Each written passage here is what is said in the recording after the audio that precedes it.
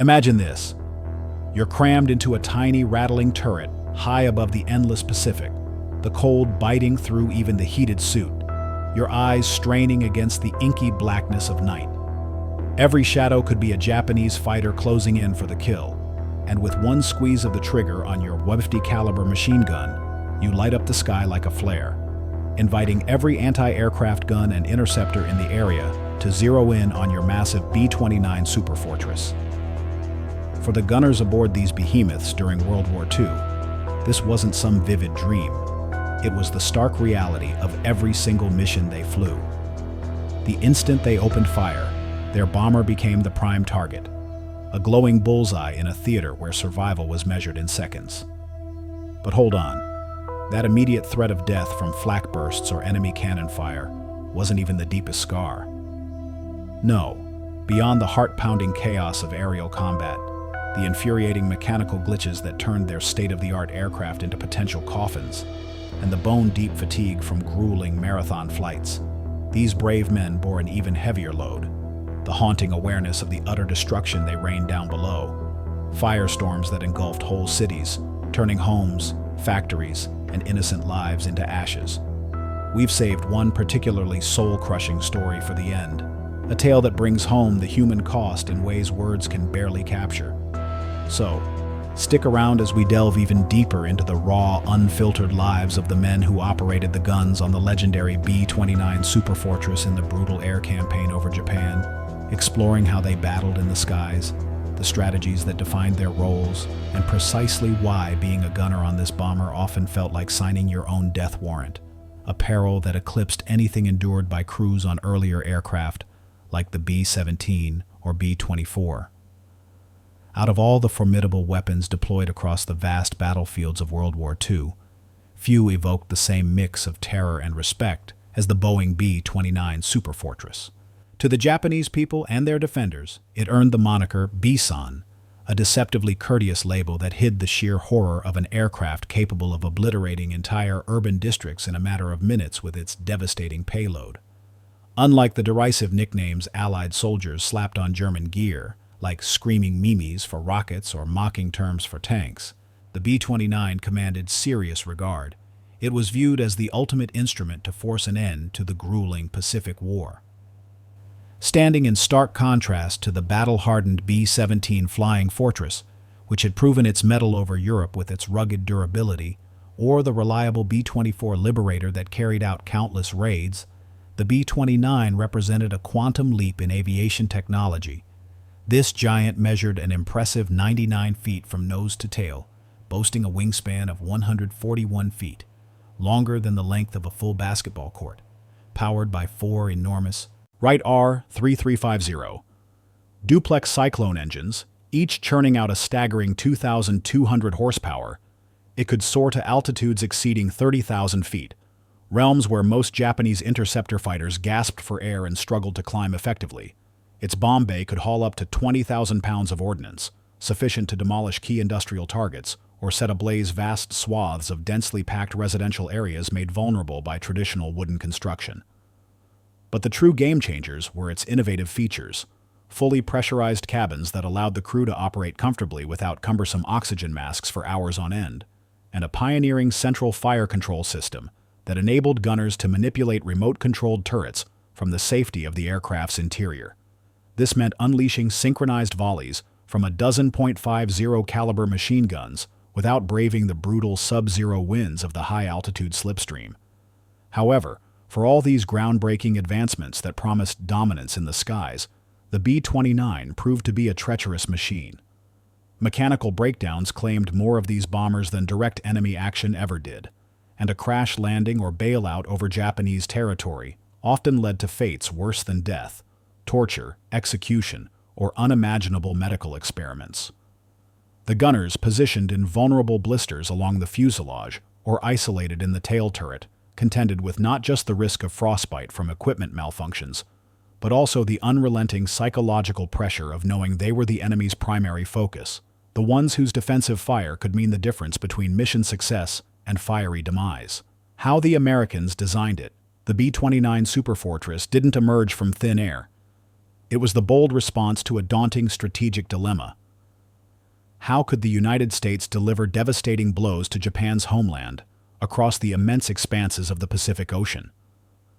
As tensions escalated in the late 1930s, with the shadow of global conflict lengthening, the U.S. Army Air Forces recognized a critical shortfall in their arsenal.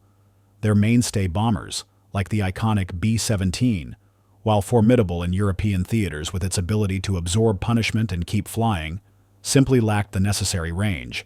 A mere 3,000-mile round trip fell woefully short of reaching Tokyo from bases in Hawaii or the precarious footholds in China. In 1939, the Air Forces issued an ambitious specification for a very heavy bomber that needed to cover 5,000 miles without refueling, lug a substantial bomb load, and maintain operations at altitudes over 30,000 feet to evade defenses. Boeing, building on the successes of their B-17 design, rose to the occasion, conceptualizing a colossus that could traverse the ocean, strike with precision, and return intact.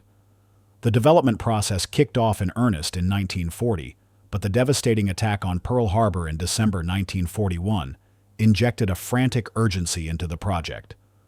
The inaugural prototype, dubbed the XB-29, lifted off from Boeing's Seattle facilities on September 21, 1942, marking a milestone in aviation history.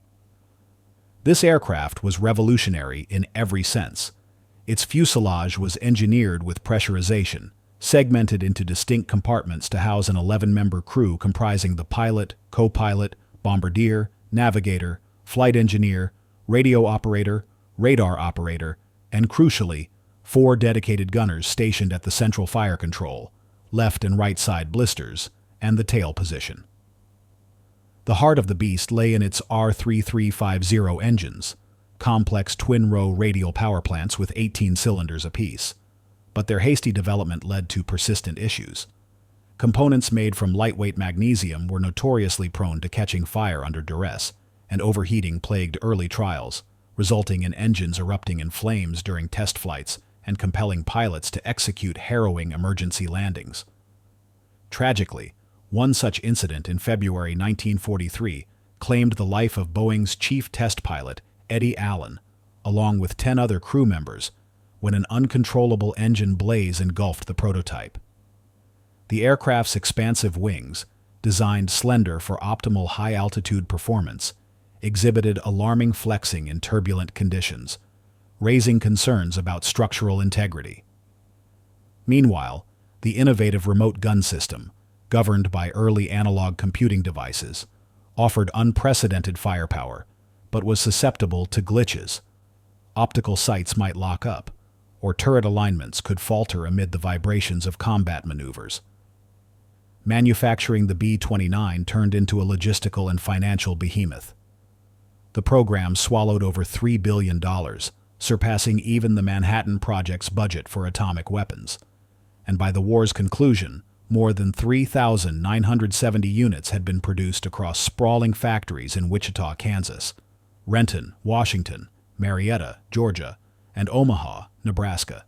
Yet, the imperative for rapid output often compromised quality control. Crews undergoing stateside training frequently encountered catastrophic failures, collapsing landing gears during taxi tests, short-circuiting electrical systems sparking fires, and those ever-present engine infernos that could transform a routine flight into a desperate fight for survival. One veteran pilot vividly recounted an incident where a training B-29 ignited on takeoff, forcing the entire crew to parachute to safety as the aircraft disintegrated in a fireball. The central fire control system, intended to empower gunners with lethal accuracy, proved finicky under real-world stresses, with vibrations causing jams that left turrets inoperable at critical moments. Despite these red flags, the U.S. Air Force had no viable alternatives.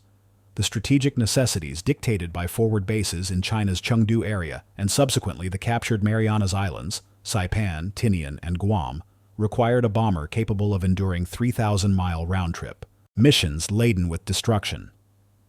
The B-29 lineage progressed from the initial XB-29 prototypes through to frontline combat variants, including specialized models like the F-13 for photographic reconnaissance and the secretive silver plate configurations, modified to deliver atomic bombs, stripped of excess weight and defenses for their fateful roles. The accelerated timeline's consequences were evident from the outset. The inaugural operational missions launched from Chinese bases in 1944 under Operation Matterhorn were fraught with complications. These makeshift airfields were rudimentary at best, plagued by shortages of fuel, spare parts, and even basic supplies, leading to frequent groundings. One notable crew endured a grueling 15-hour flight to assault the steel mills at Yawata, only to watch as powerful jet stream winds dispersed half their bombs far from the target. Crossing the treacherous Himalayas en route often pushed the engines to their limits, with overheating claiming aircraft before they even reached enemy airspace.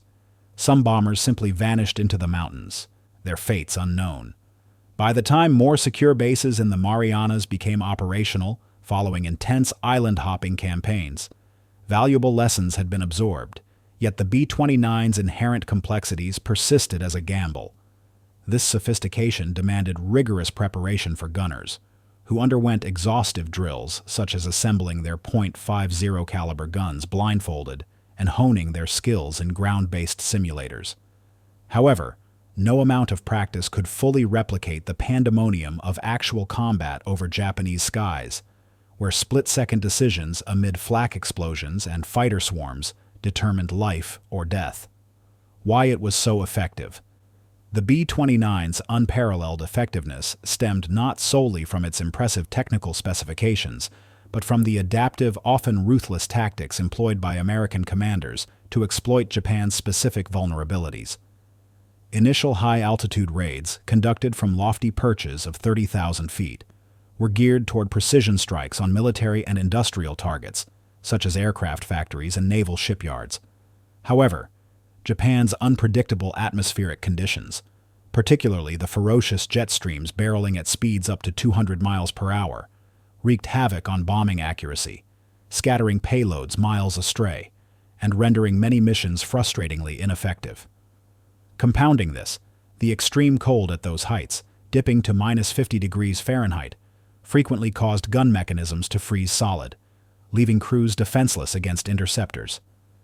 Enter General Curtis LeMay, who assumed command of the 21st Bomber Command in January 1945 and revolutionized the approach with a daring shift to low-level nocturnal incendiary operations, flying at mere 5,000 to 8,000 feet. To maximize destruction, he mandated stripping the bombers of non-essential guns and ammunition, freeing up weight for additional bomb loads, primarily the insidious M69 incendiary clusters, each packed with napalm and engineered to ignite the flammable wooden structures predominant in Japanese urban centers.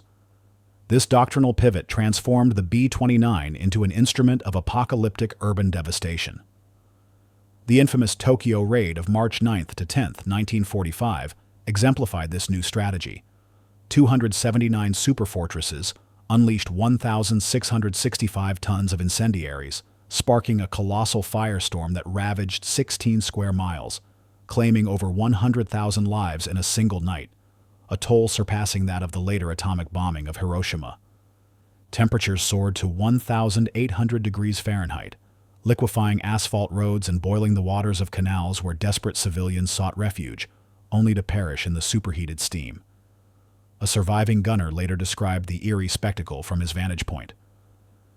It was like the sun had risen beneath us, a sea of flames stretching to the horizon.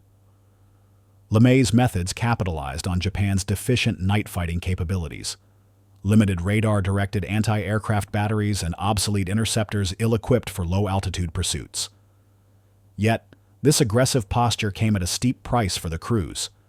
Descending to such vulnerable heights exposed them to intense flak barrages and blinding searchlight beams, weaving a lethal web across the night sky. Japanese fighters like the twin-engine Ki-45 Toryu, Dragon Slayer, and the agile Kai-61 Heian, Swallow, though technologically outclassed, could still inflict grievous damage by raking the bombers' undersides with cannon fire. Even more terrifying were the kamikaze pilots, fanatical volunteers who plunged their aircraft directly into the B-29s with suicidal abandon, heedless of their own survival. When functioning optimally, the B-29's defensive armament was a force to be reckoned with. equipped with 12 .50 caliber Browning machine guns distributed across 4 remote-controlled turrets: upper forward, upper aft, and lower aft. Subscribe if you like the video. It's stories like these that keep history alive, and we've got more coming. Plus a 20mm cannon in the tail for added punch. Each gun could unleash 850 rounds per minute. The centralized fire control system allowed a single gunner to orchestrate multiple turrets simultaneously, with primitive analog computers automatically computing deflection for target lead, range adjustments, and even parallax corrections based on the turret's position. B-29 formations adopted loose streaming patterns rather than the dense protective boxes favored in European operations, minimizing mid-air collision risks during the exhaustive transoceanic legs. Operating from the Marianas bases entailed endurance testing 3,000-mile journeys, with the hard-won island of Iwo Jima serving as a vital emergency landing strip after its bloody capture in February-March 1945, saving countless crews from ditching in shark-infested waters. Beyond conventional bombing, B-29s undertook diverse roles, laying naval mines to choke Japanese harbors, pulverizing airfields to neutralize threats, and conducting preparatory strikes for potential invasion beaches. By the war's surrender in August 1945, these bombers had logged an astonishing 33,000 sorties, delivering 157,000 tons of ordnance, accounting for a whopping 90% of the total bombs dropped on Japan. Credit for much of this success goes to the gunners themselves, who, according to official records, confirmed the destruction of 714 Japanese aircraft, with probable kills on 456 more, and damage to another 770. Yet, the human toll was immense. 414 B-29s were lost overall, resulting in 3,142 crew fatalities, with 267 attributed to mechanical mishaps and 147 to direct enemy engagements. Gunners bore a disproportionate share of the ordeal, confined to claustrophobic stations where pressurization failures invited frostbite, and the deafening engine drone often drowned out warnings of approaching dangers until it was perilously late. How B-29 gunners operated. Envision yourself in the role of a central gunner, ensconced within a sealed, pressurized blister compartment, gazing out over the vast, unforgiving Pacific expanse far below, a seemingly endless void of dark waves. The mission commenced with the nerve-wracking takeoff phase, always a high-stakes gamble. A B-29 at maximum load tipped the scales at 141,000 pounds, demanding every available foot of the crushed coral runways on islands like Tinian. The 4 engines would roar to a fever pitch, straining against the weight. A single misfire or hesitation could propel the aircraft into a catastrophic cartwheel off the runway's end and into the churning surf. Once aloft, the climb was gradual and tense, with the cabin pressurizing around 10,000 feet. Affording the crew the luxury of foregoing oxygen masks. They could eat sandwiches, smoke cigarettes, or exchange banter over the intercom to ease the mounting anxiety. The flight engineer assumed a vigilant watch over the instrument panels, monitoring the temperamental R3350s like a guardian. A flashing red fire warning light granted mere seconds to deploy extinguishers before disaster struck. Typical missions stretched from 12 to 16 exhausting hours, a blend of monotonous vigilance and sudden adrenaline-fueled terror. Hours might pass in relative quiet, with gunners methodically scanning their sectors for anomalies. Then, abruptly, the bombardier's voice crackled. Target acquired. Bombs away. Or, more alarmingly, the tail gunner's urgent alert. Bandits inbound, 6 o'clock high. Japanese interceptors, Swift Kai 44 Shoki, demon fighters or suicidal kamikazes, would materialize from the gloom, diving with lethal intent. You'd pivot your turret using electric joysticks, relying on the onboard computer to fine-tune for velocity, distance, and relative motion. Streams of tracer rounds would arc outward, but nighttime engagements carried the hazard of muzzle flashes temporarily blinding the operator. Gun jams were an all-too-common plague. A malfunctioning feed mechanism could render you defenseless in an instant. Tail gunners endured the most isolating post, confined to a vibrating rearward-facing cone, eternally watchful for ramming attacks from behind. Sergeant James Hussman, a tail gunner aboard the Spirit of FDR, recounted a harrowing episode over Osaka, where flak shredded their rudder, leaving the bomber barely controllable. They nursed it back to base, but countless others weren't so fortunate, plunging into the sea or enemy territory. Defensive configurations evolved with experience. In the campaign's early phases, gunners racked up impressive tallies, collectively downing over 250 confirmed Japanese planes. But as LeMay intensified the incendiary focus, he frequently ordered the removal of extraneous armaments to accommodate heavier bomb loads, stripping crews of vital protection and heightening their vulnerability. Anti-aircraft fire presented an unpredictable menace. At high altitudes, it manifested as random black puffs of shrapnel, but low-level incursions required evading tethered barrage balloons and streams of ground-based machine gun fire. A direct hit might breach the pressurization seals, causing a rapid drop in cabin oxygen and inducing hypoxia's disorienting effects. Fire remained the supreme terror, magnesium alloys ignited with ferocious intensity, propagating flames that defied containment. In the event of ditching, the B-29's fuselage might float briefly, but pounding waves quickly overwhelmed it, dooming any stragglers. Submarine rescue teams patrolled designated zones, but many aircrews simply disappeared without trace. Gunners' preparation was rigorous, mastering the disassembly and reassembly of their .50 calibers in total darkness, practicing in motion simulators to simulate turret slewing. Yet real combat defied simulation. This explosion of flak jolts the airframe violently, followed by a fighter's strafing run tearing into your wing, then an engine erupting in flames, forcing frantic firefighting efforts amid the pandemonium. You squeeze the triggers, offer silent prayers, and trust the CO2 extinguishers to buy precious time. No training regimen could wholly prepare for the visceral realities. Aspiring gunners often cut their teeth on B-17s during domestic instruction before transitioning to the B-29 at facilities in Nebraska or Kansas. Simulators imparted the basics of turret manipulation and lead computation, but they couldn't convey the gut-wrenching drop from a near-miss flak burst or the acrid smoke of an internal fire. Crew cohesion was paramount. 11 individuals functioning as a unified organism within their aluminum cocoon. The central gunner orchestrated the overall defense, slaving turrets as needed, while tail gunners typically spotted threats first due to their rearward view. Intercom reliability was lifeblood. A severed radio line spelled deadly isolation. Take the crew of Reamatroid, who completed 27 arduous missions, weaving through flak curtains and fending off fighter packs, only to be nearly undone, twice by treacherous engine failures mid-ocean. Survival statistics painted a grim picture. Roughly 75% of crews managed to complete their 35 mission tours, but cumulative losses escalated rapidly, with mechanical gremlins and combat attrition claiming lives indiscriminately. Another poignant account comes from Andy Doty, a tail gunner who detailed in his memoirs the backward-facing solitude of his position, constantly scanning for bogeys while the bomber pressed onward into hostile skies, the weight of the crew's safety resting heavily on his vigilance. What they had to live with, serving as a B-29 gunner, transcended mere survival in the heat of battle. It entailed grappling with the profound, often devastating consequences of their actions. The incendiary campaigns they enabled reduced thriving metropolises to smoldering wastelands.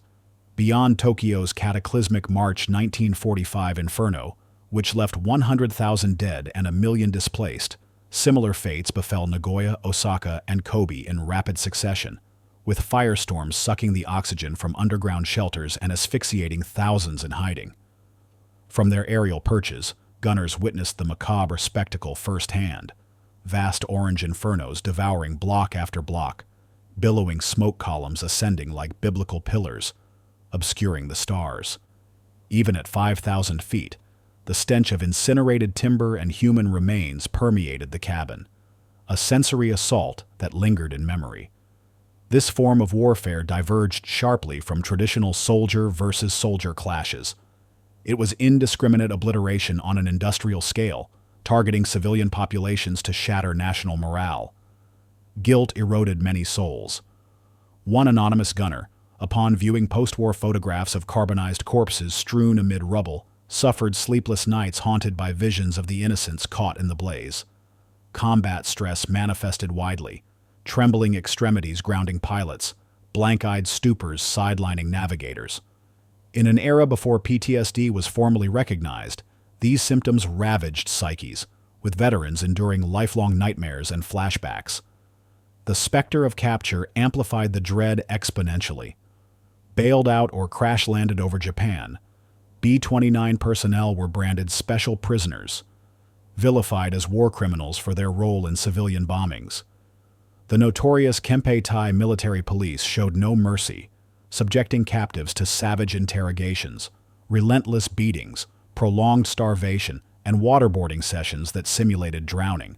A particularly gruesome chapter unfolded in Fukuoka, where 8 airmen from a downed B-29 in May 1945, including gunners and other crew, were subjected to vivisection at Kyushu Imperial University.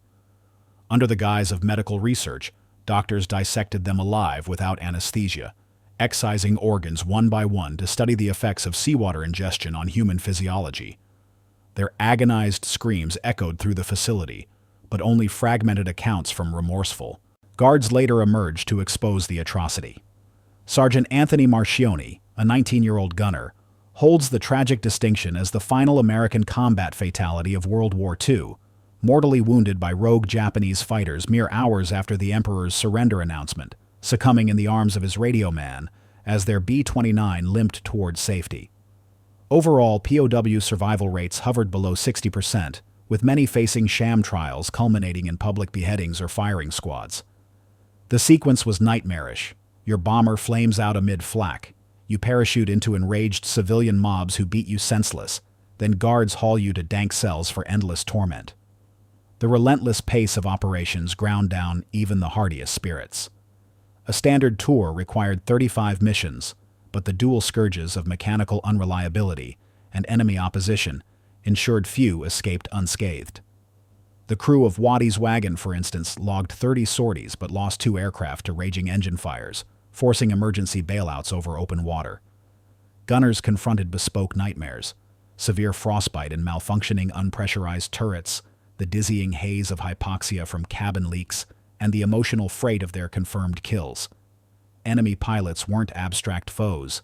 In fleeting dogfights, gunners glimpsed their adversaries' faces, wide-eyed determination in a Ki-43's cockpit before it disintegrated under .50 caliber barrage. Kamikazes, frequently impressionable youths indoctrinated into martyrdom, charged with chilling resolve. One tail gunner forever recalled a pilot's eerie wave of farewell just before impacting a neighboring B-29, vaporizing all souls aboard in a fireball.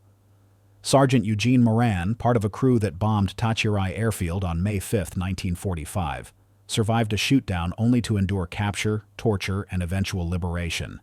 His tale chronicled in Tailspin as a testament to resilience amid horror. At the core lay the ethical quandary. Firebombing eschewed surgical precision, deliberately encompassing civilians to erode Japan's resolve. These gunners, predominantly young recruits from rural American heartlands, wrestled with directives to immolate families en masse. Some rationalized it as retribution for Pearl Harbor and Japanese atrocities, but others fractured under the strain. A veteran, reflecting decades later, broke down in tears describing the sight of children's remains amid Nagoya's devastation, a memory that poisoned his peace. Ground-level accounts from Japanese survivors painted parallel agonies: mothers cradling scorched infants in futile embraces, elderly trapped in collapsing homes, suffocating as oxygen vanished. Though gunners observed from afar, intelligence briefings and radio dispatches conveyed the grim details, embedding the carnage indelibly in their consciences. What happened after the war? The Japanese capitulation on August 15, 1945, didn't abruptly conclude the B-29 saga. In the immediate aftermath, these bombers transitioned to humanitarian duties, parachuting food and medical supplies to emaciated Allied POW camps scattered across the archipelago, and conducting aerial surveys over the charred remnants of once vibrant cities to assess the extent of destruction. Japanese engineers scrutinized captured or wrecked B-29s in hopes of reverse engineering their advanced features. but the war's end rendered such efforts moot. Back home, the United States iterated on the design, evolving it into successors like the B-50 Superfortress with enhanced engines and range, the massive B-36 Peacemaker for intercontinental deterrence, and ultimately, the jet-powered B-52 Stratofortress that remains in service today. The B-29 itself saw renewed action during the Korean War, 1950 to 1953, where crews flew 21,000 sorties and unleashed 167,000 tons of bombs against North Korean and Chinese forces, now contending with the swift MiG-15 jets that outmaneuvered their gun tracking systems.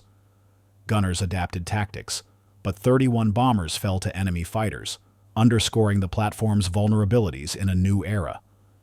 The enduring legacy of the B-29 encompasses both triumph and controversy. Its role in the firebombing offensives and the atomic strikes on Hiroshima via the Enola Gay and Nagasaki, Bockscar, hastened Japan's surrender, arguably averting a costly ground invasion that might have claimed millions more lives on both sides. Yet the staggering civilian casualties, estimated at over 300,000 from conventional raids alone, fuel ongoing debates about the morality of area bombing and whether it veered into war crimes territory. Were the gunners and crews culpable, or merely cogs in a vast military machine? Most were youthful draftees, adhering to orders with faith in their cause's righteousness. In post-war years, many veterans concealed their service, tormented by recollections that disrupted family lives and careers. Others found solace in advocacy, sharing experiences at reunions and memorials to promote peace and reconciliation. Today, only 2 B-29s remain airworthy, Fifi and Doc, preserved by dedicated enthusiasts as flying museums, offering glimpses into the past. The aircraft pioneered the doctrine of strategic aerial bombardment, fundamentally altering modern warfare, but its legacy casts a long, ambivalent shadow, intertwined with the dawn of the nuclear age and the ethical quandaries of total war. Subscribe if you liked the video. We're uncovering more untold tales from the skies.